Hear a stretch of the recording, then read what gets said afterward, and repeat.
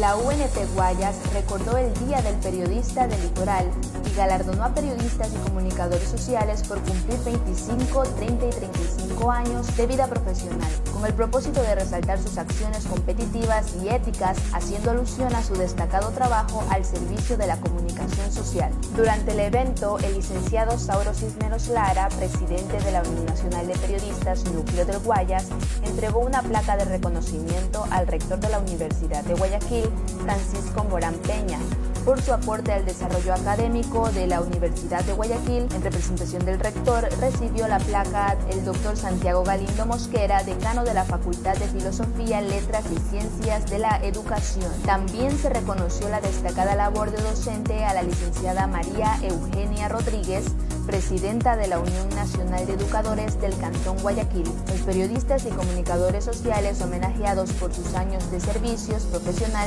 en la comunicación social fueron Máster Nubia Villasís Carreño, Magíster Carmen Vázquez Coronel, Licenciado Luis Varela Guevara, Licenciada Patricia Escobar Novoa, Licenciada Marta Núñez Castro, Licenciado Segundo Soria Yupanqui, Máster Susana Cedeño Solórzano, Licenciada Marta Azucena Vera Cornejo, Licenciado Rubén Ponce Perlaza y el Máster José Sáenz Valencia, cuyo reconocimiento fue recibido por un amigo en su representación, ya que él se encuentra en el exterior. Licenciado Sauro Cisneros Lara, presidente UNP Guayas.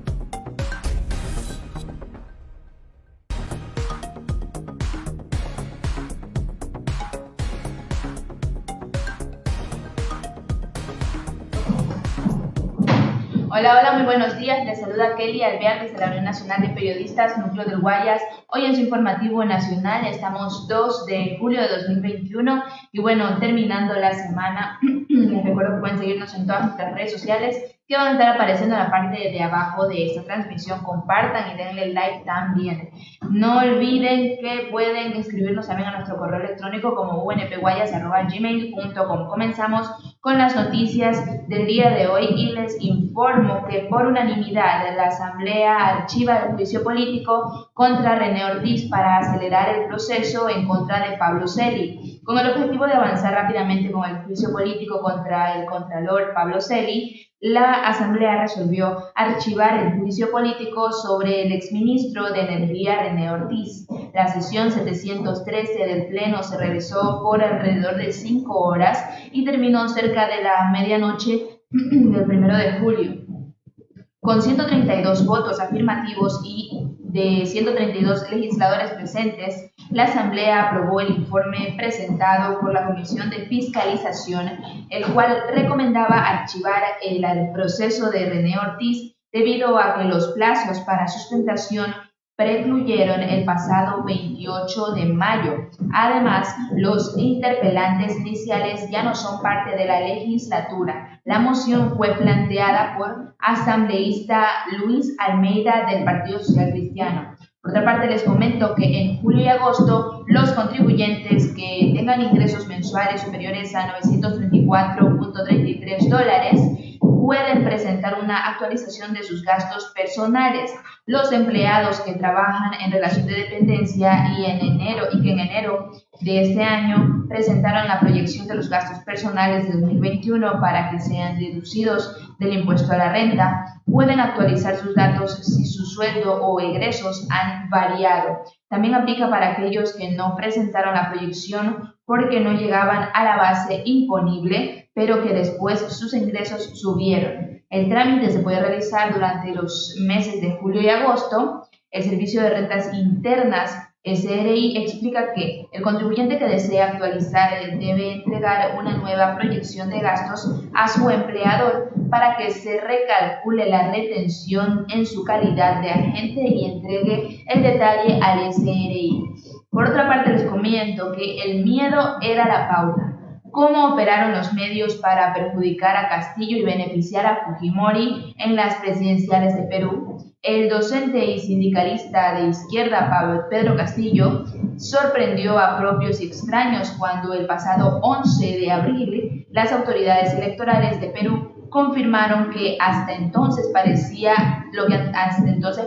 impensado, sin experiencia en las grandes esferas de la política, ignorado por los grandes medios y a pesar de una campaña comunicacional circunscrita casi exclusivamente a las redes sociales, el candidato de Perú Libre se alzó con el primer lugar en los comicios generales y accedió al balotaje por la presidencia. A continuación veremos un video acerca del tema. Yo terruqueo, tú terruqueas, él o ella terruquea, nosotros terruqueamos, ustedes terruquean o vosotros terruqueáis, ellos terruquean. Si no están familiarizados con este verbo, es mejor que lo hagan pronto, porque seguramente lo van a escuchar cada vez más de aquí a que Pedro Castillo asuma la presidencia del Perú e incluso con todavía mayor frecuencia después de esa fecha. Y es casi imposible desentrañar la actualidad y el futuro político peruano sin conocer el significado y la historia del terruqueo. No lo busquen en el diccionario de la Real Academia porque no lo encontrarán, aunque con su uso creciente en los últimos meses no se extrañen que algún día terminen incluyéndolo. Mientras tanto, en este video les contaremos qué significa, qué implica y sobre todo por qué importa. Ahí les va.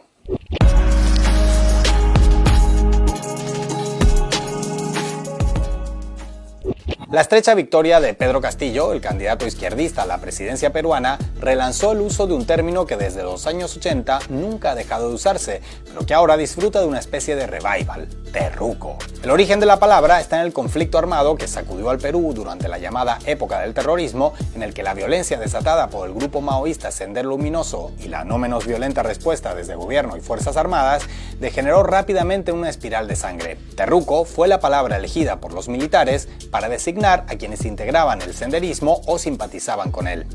Pero pronto la palabra comenzó a utilizarse para acusar de terrorista o cómplice del terrorismo a cualquier movimiento social o político que manifestara posiciones así sea moderadamente a la izquierda del espectro político, ni qué decir si se trataba de personas que se proclamaban como marxistas o comunistas, aunque se opusieran a Sendero. Tras la llegada de Alberto Fujimori a la presidencia y la captura del líder senderista Abimael Guzmán, el término empezó a aplicarse en grandes medios y voceros políticos a prácticamente cualquiera que se opusiera al gobierno fujimorista o al modelo de desarrollo que legó al Perú, vigente todavía. Y así fue como terruco fue afianzándose en el vocabulario político peruano hasta el día de hoy. Durante la campaña para la segunda vuelta presidencial, en la prensa fueron constantes los señalamientos al candidato Pedro Castillo de vínculos con Sendero Luminoso, basados en la cercanía ideológica de ambos con las tesis de Marx o José Carlos Mariátegui. Sendero Luminoso se adjudica este atentado. ¿Qué ha pasado para que lleguemos a este punto? ¿Se ha estado azuzando un tipo de violencia para que lleguemos a este punto? Muchísimas respuestas que tiene que dar también el señor Pedro Castillo. Más que peligrosa es la que Pedro Castillo tendría con un miembro de Sendero Luminoso que desde Bolivia impulsa al Movadef en el contexto internacional. El ideario de Cerrón, el ideario de Bermé, que es un ideario fachada y que es Sendero Luminoso, en realidad. O sea, tú te imaginas lo que es para Venezuela, para todo el Foro de Sao Paulo, para Cuba, para Bolivia, para toda esta gente que puedan llegar al poder Sendero Luminoso, porque Sendero Luminoso, lo que está detrás de Pedro Castillo es clarísimo. Pero no hace falta citar a Marx o Mariátegui para ser terruqueado en el Perú. Verónica Mendoza, una especie de Alexandria Ocasio-Cortez versión peruana, es apodada en ocasiones como Terrónica. Un partido tan anodinamente centrista como el Partido Morado, del que proviene el actual jefe de Estado Francisco Sagasti, recibió el mote de Moradef, en clara referencia al Movadef, una organización que exige la liberación de los presos senderistas. En medio del reciente apogeo electoral, el terruqueo llegó incluso al ámbito veterinario, cuando un hospedaje canino publicó en redes sociales que no aceptaría acoger perros de familias comunistas porque supuestamente en Venezuela la gente se come a sus mascotas. El hecho fue jocosamente bautizado como perruqueo en redes sociales. En ocasiones no hace falta ni siquiera manifestar opinión política de ningún tipo. Basta con provenir del sur del Perú, particularmente del departamento de Ayacucho, donde surgió Sendero Luminoso hace más de 40 años, para ser inmediatamente terruqueado. Ustedes saben que Deán Valdivia es la cuna de Abimael Guzmán. Pues yo creo que hay algo genético ahí. Como ven, nadie escapa al terruqueo, nadie. En los comentarios al pie de este video, seguramente algunos acusarán a este canal de terruco. Tú también, seguidor de Ahí Les Va, puedes ser calificado de terruco al menor descuido. Y tú, hater de Ahí Les Va, no te rías tanto, porque tampoco escapas a esa posibilidad. ¿No me creen? Hasta los familiares directos de Alberto Fujimori han denunciado haber sido terruqueados en alguna ocasión. Para ellos, si tú no piensas igual que Keiko, que Fuerza Popular, te terruquean. Entonces es evidente que definitivamente el uso de la palabrita se salió de madre hace tiempo, pero ¿realmente tuvo sustento y sentido en algún momento? Atentos, que investigando encontramos algunos ejemplos buenísimos del absurdo conceptual del terruqueo, desde sus meros inicios. Cuando Deng Xiaoping inició sus reformas para construir un socialismo con características chinas, a inicios de la década de 1980, Sendero Luminoso respondió colgando perros de lo alto de postes en Lima, a los que puso carteles con el nombre del líder chino y los de sus asesores, a los que acusaba de traicionar a Mao Zedong. Otra potencia del comunismo, la Unión Soviética, siempre rechazó al senderismo y se puso del lado del gobierno peruano, por lo que Sendero atacó la embajada de la URSS en la capital peruana a plomazo limpio. Y mi ejemplo favorito, ¿a que no adivinan qué país vendió armas al gobierno peruano en 1988 cuando arreciaba su enfrentamiento con los senderistas? Corea del Norte. Vaya, qué sorpresas traen las hemerotecas cuando uno se toma unos minutos en echarles un vistazo, ¿verdad? Así que como ven, razonar que como Sendero Luminoso es comunista, entonces todos los izquierdistas son o sus aliados o senderistas de closet, no se sostiene en el plano político internacional. Pero peor todavía es dentro del propio Perú, porque Sendero Luminoso consideraba que el único movimiento de izquierda legítimo, no ya del Perú, sino del mundo entero, eran ellos mismos, y entre sus víctimas hubo numerosos militantes de grupos izquierdistas peruanos, varios de ellos comunistas. Alcaldes, líderes sindicales o dirigentes estudiantiles de organizaciones con nombres tan inequívocamente zurdos como Izquierda Unida, Movimiento de Izquierda Revolucionaria o Patria Roja, fueron asesinados por senderistas. El caso más emblemático es el de María Elena Moyano, activista barrial afiliada al Partido Unificado Mariateguista.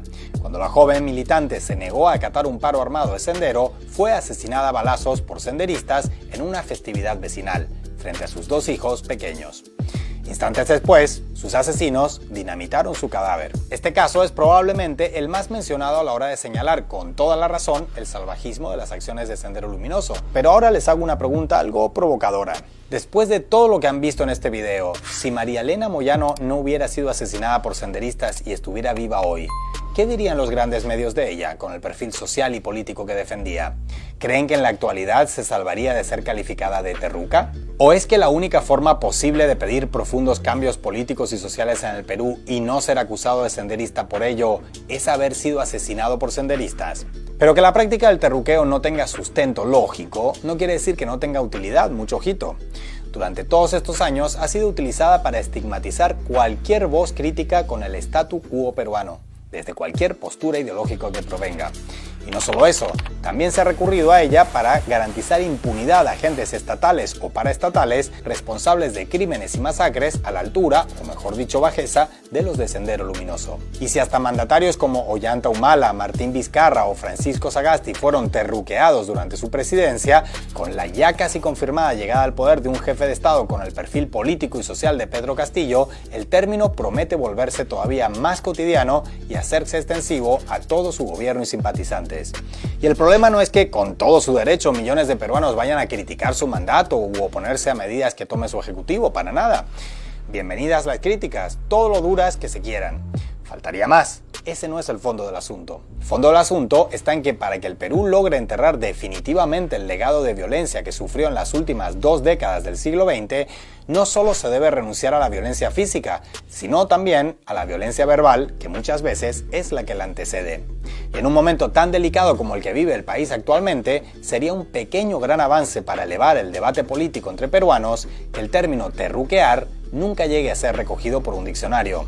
Y no por lo pintoresco del término, sino por haber caído en desuso.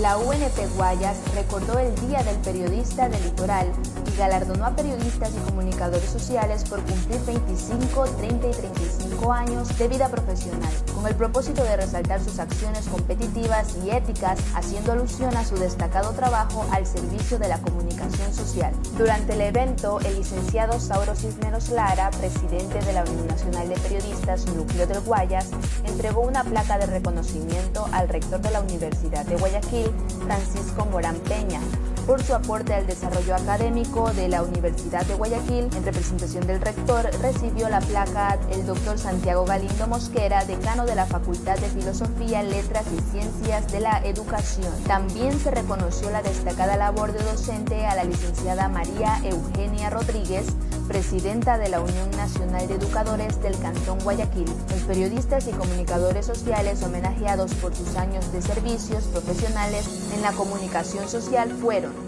Máster Nubia Villasís Carreño, Magíster Carmen Vázquez Coronel, Licenciado Luis Varela Guevara, Licenciada Patricia Escobar Novoa, Licenciada Marta Núñez Castro, Licenciado Segundo Soria Yupanqui, Máster Susana Cedeño Solórzano, Licenciada Marta Azucena Vera Cornejo, Licenciado Rubén Ponce Perlaza y el Máster José Sáenz Valencia, cuyo reconocimiento fue recibido por un amigo en su representación, ya que él se encuentra en el exterior. Licenciado Sauro Cisneros Lara, presidente UNP Guayas.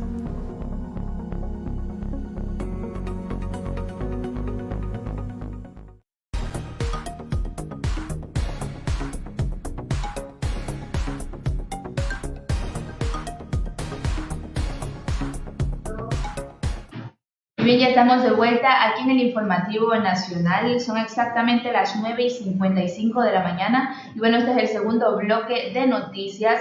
Y les comento que Maduro acusa al jefe del Comando Sur de Estados Unidos y a la CIA de armar un plan contra Venezuela. El presidente de Venezuela, Nicolás Maduro, denunció que el jefe del Comando Sur de Estados Unidos, el almirante Craig Fowler, y el director de la CIA, William J. Burns, estarían forjando un plan contra Venezuela con el beneplácito de los gobiernos de Brasil y sobre todo de Colombia. En este momento veremos un video que da los detalles de lo que dice Maduro.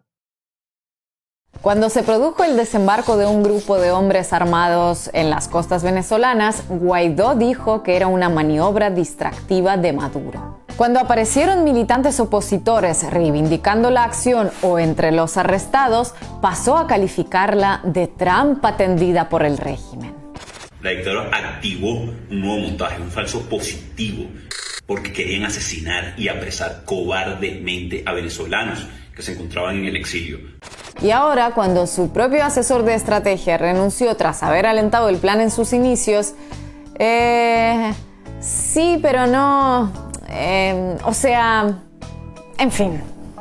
Que no lo vengan a confundir en este momento con lo que sucedió el fin de semana. Nosotros responsablemente evaluamos un escenario diferente al que estemos de acuerdo con el uso de mensajes que ya vimos que no.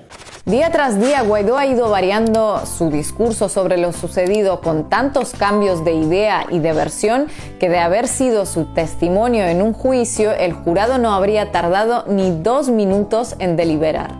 Más ahora que se conoce el contenido del documento del cual partió la operación, revelado por el contratista norteamericano Jordan Goudreau y admitido y defendido ni más ni menos que por el que fuera el asesor de estrategia de Guaidó hasta una semana después de la operación, Juan José Rendón. El objetivo era capturar, detener o eliminar a Nicolás Maduro del poder y para ello se contemplaban todo tipo de previstos e imprevistos.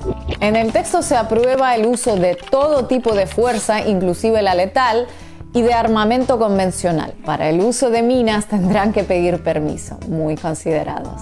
La empresa Silvercorp USA se compromete a tratar de minimizar los daños colaterales, algo bastante poco tranquilizador teniendo en cuenta que su contratista jefe presume de experiencia en Irak y Afganistán.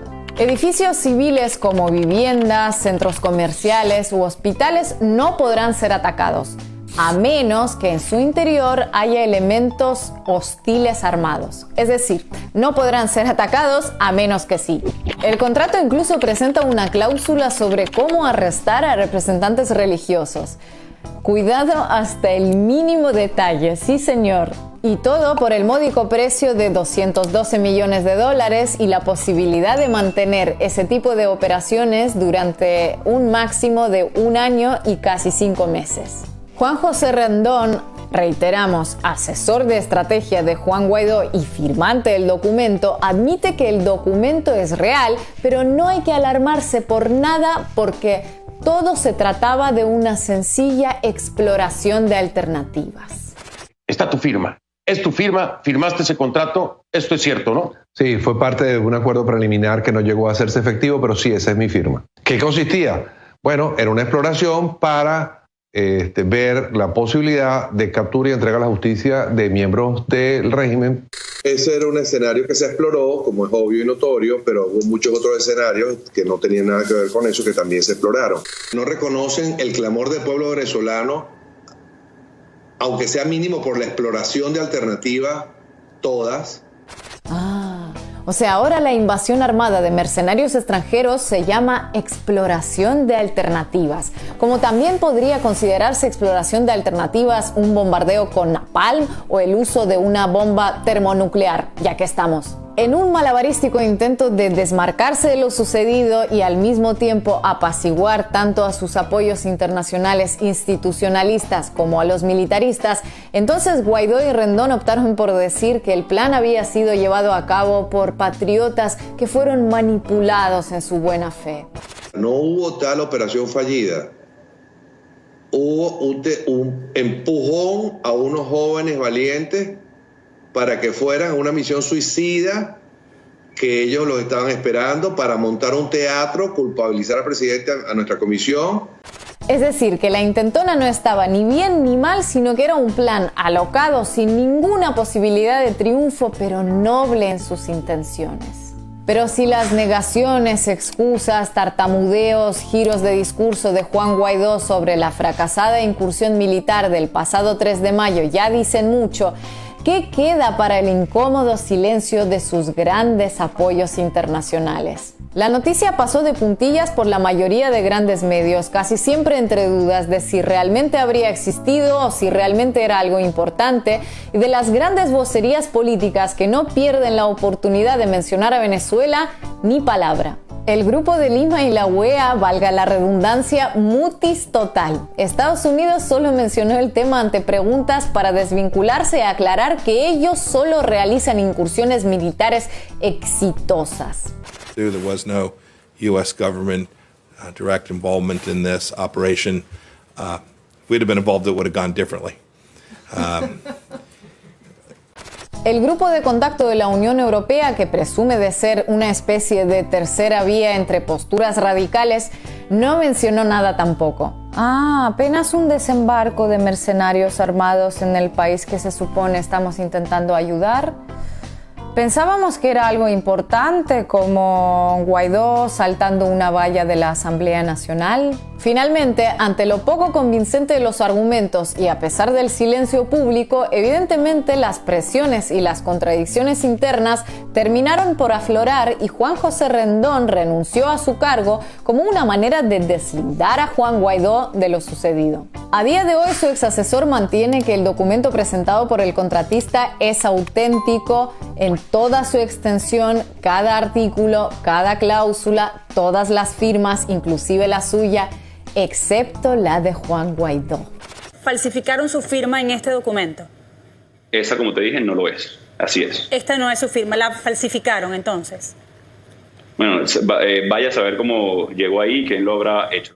De manera que todas las explicaciones de Guaidó y su equipo quedaron reducidas a una serie de cantinfladas que resumidas serían algo como: nosotros no fuimos, pudimos haber sido, pero no terminamos de ser. O nosotros no hicimos nada malo, de hecho no hicimos absolutamente nada, pero para aclarar las dudas mejor que el responsable de estrategia renuncie. Y así y todo, aunque este sonado fracaso haya supuesto un nuevo varapalo a las aspiraciones de Guaidó y sus seguidores, tampoco tiene que tomarse como una señal de debilidad, sino más bien de desesperación. Y aunque sus apoyos internacionales finjan que no se enteraron y silben mirando para otro lado, su silencio es prueba de lo que están dispuestos a permitir. Y la mezcla de desesperación e impunidad es una de las más peligrosas que existen en política.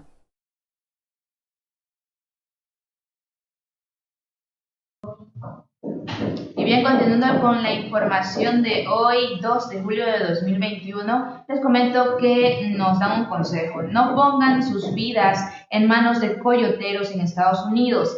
Serán capturados y devueltos a Ecuador, dice el embajador Michael Fitzpatrick. La relación bilateral entre Ecuador y los Estados Unidos se estrechará aún más con el actual gobierno de Guillermo Lasso, asegura Michael Fitzpatrick, embajador de Estados Unidos en el país. Indica que los diálogos se profundizarán para cerrar un acuerdo comercial que los convenios para mejorar el control del narcotráfico también son prioridad. Añade que están conscientes de la actual ola migratoria y que ha dejado ecuatorianos muertos en la frontera de Estados Unidos y México, tratando de cruzar ilegalmente, y que están trabajando con el gobierno ecuatoriano para solucionar el problema desde la raíz, la crisis económica. Y con esta noticia vamos a una pequeña pausa, pero no se despeguen porque luego del corte regresamos con más información. No olviden darle like y compartir esta publicación. Ya volvemos.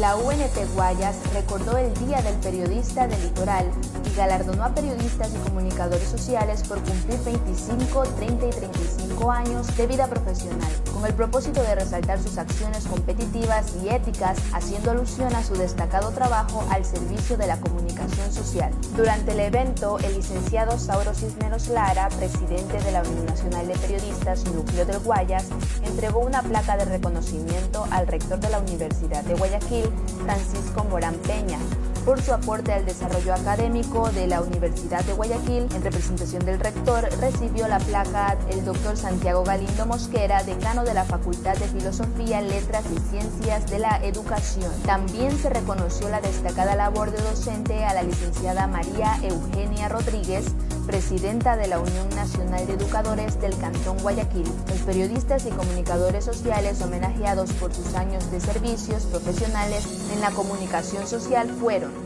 Máster Nubia Villasís Carreño, Magíster Carmen Vázquez Coronel, Licenciado Luis Varela Guevara, Licenciada Patricia Escobar Novoa, Licenciada Marta Núñez Castro, Licenciado Segundo Soria Yupanqui, Máster Susana Cedeño Solórzano, Licenciada Marta Azucena Vera Cornejo, Licenciado Rubén Ponce Perlaza y el Máster José Sáenz Valencia, cuyo reconocimiento fue recibido por un amigo en su representación, ya que él se encuentra en el exterior. Licenciado Sauro Cisneros Lara, presidente UNP Guayas.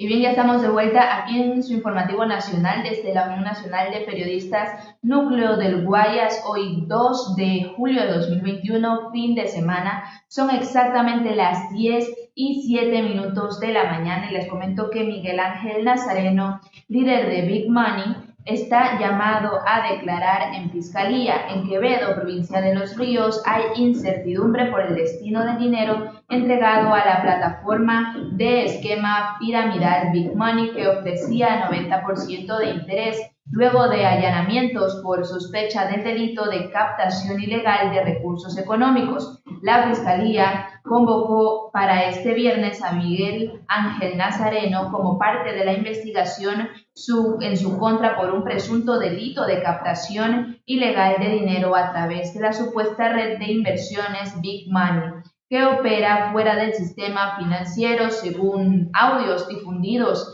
en WhatsApp, él asegura que supuestamente la plataforma financiera continuará funcionando, que la legalizará y que desde el próximo lunes devolverá el dinero. Aseguró que no ha salido del país, pero se desconoce su paradero.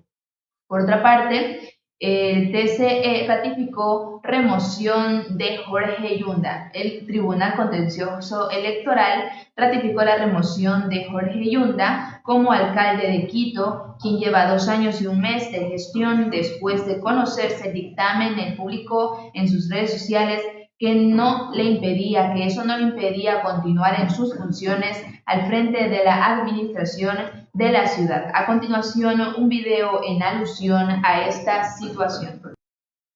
A través de los medios de comunicación he conocido de la decisión del Tribunal Contencioso Electoral.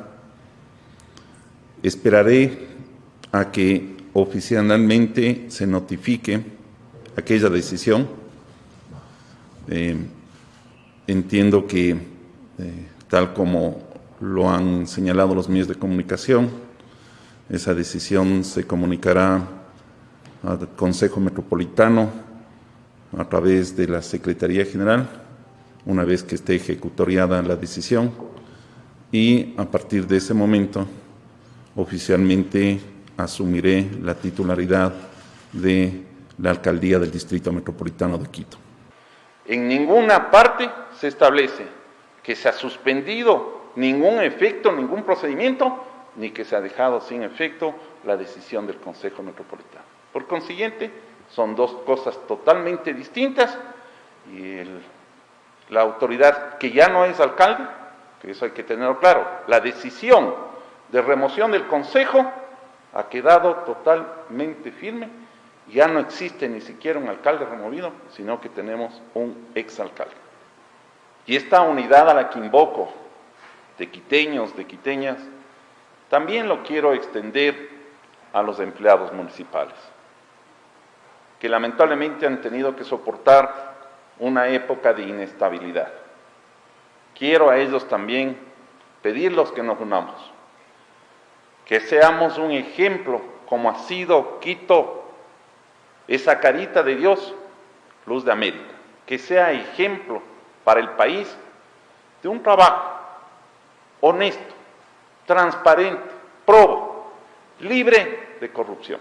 No quiero que la ciudadanía piense que vamos a transformar la ciudad en apenas 20 meses. Vamos a enderezar los procesos. Vamos a dar estabilidad a las empresas y las secretarías.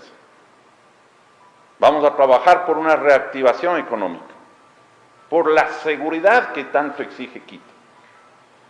Y en ese sentido, también vamos a poner todo nuestro esfuerzo para que el Metro de Quito, esa obra emblemática, entre en funcionamiento. Nuestra tarea es rescatar la dignidad de quiteños y quiteñas. Nuestra tarea es devolverle a quiteños y quiteñas la alegría de sentirnos parte de un Quito milenario, de un Quito patrimonio de la humanidad.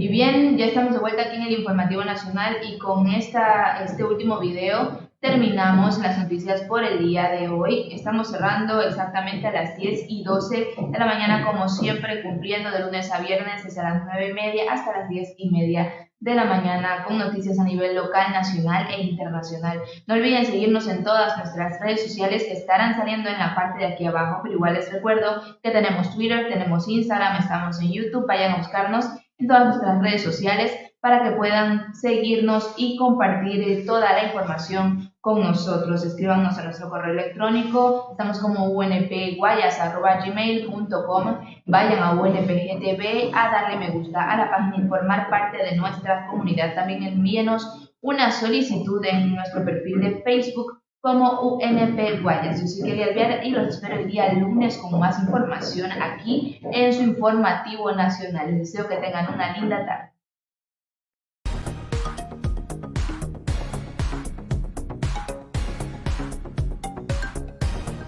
La UNP Guayas recordó el Día del Periodista del Litoral y galardonó a periodistas y comunicadores sociales por cumplir 25, 30 y 35 años de vida profesional, con el propósito de resaltar sus acciones competitivas y éticas, haciendo alusión a su destacado trabajo al servicio de la comunicación social. Durante el evento, el licenciado Sauro Cisneros Lara, presidente de la Unión Nacional de Periodistas Núcleo del Guayas, entregó una placa de reconocimiento al rector de la Universidad de Guayaquil, Francisco Morán Peña, por su aporte al desarrollo académico de la Universidad de Guayaquil. En representación del rector, recibió la placa el doctor Santiago Galindo Mosquera, decano de la Facultad de Filosofía, Letras y Ciencias de la Educación. También se reconoció la destacada labor de docente a la licenciada María Eugenia Rodríguez, presidenta de la Unión Nacional de Educadores del Cantón Guayaquil. Los periodistas y comunicadores sociales homenajeados por sus años de servicios profesionales